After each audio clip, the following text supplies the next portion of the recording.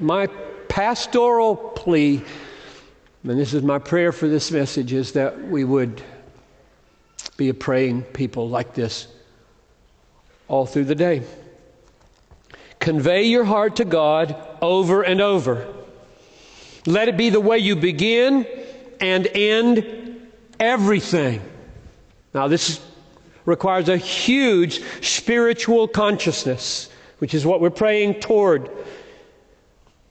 Every email begins and ends with prayer.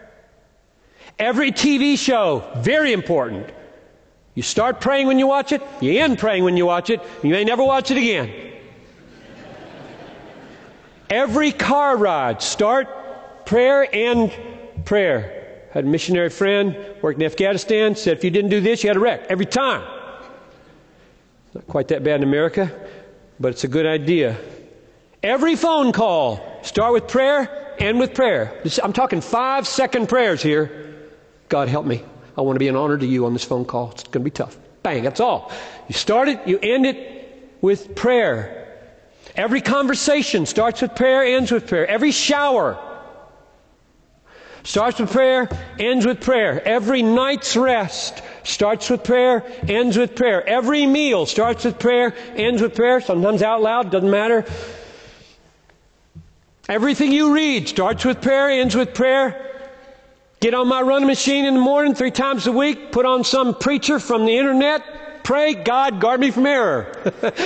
Teach me the truth. Correct me, shape me, mold me. Boom. I'm into running and listening. But not without Him. Nothing's automatic here. Be in communion with God continually. My wife, Noelle, there she is, complains to me that when I call her on my cell phone, I don't hang up.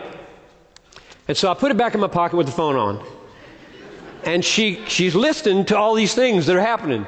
And I think I discovered why, Noelle. You can turn it off at the top here, but when you turn the machine off, the phone stays on. I didn't realize that until just yesterday.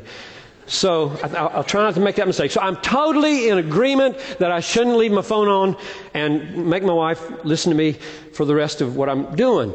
However, God likes it when you leave your phone on. Not a criticism of the will. You ought to turn your phone off when you're calling your wife.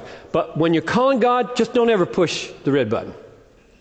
Just leave it on green all the time. He listens to everything. That's okay.